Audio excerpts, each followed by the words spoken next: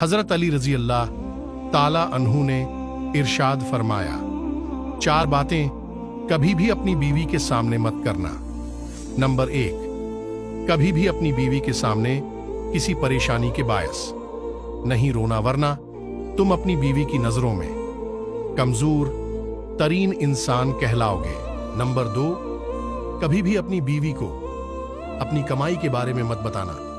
तुम उसकी तमाम जायज हाजात पूरी करो, पर अपनी कमाई के बारे में कभी मत बताना।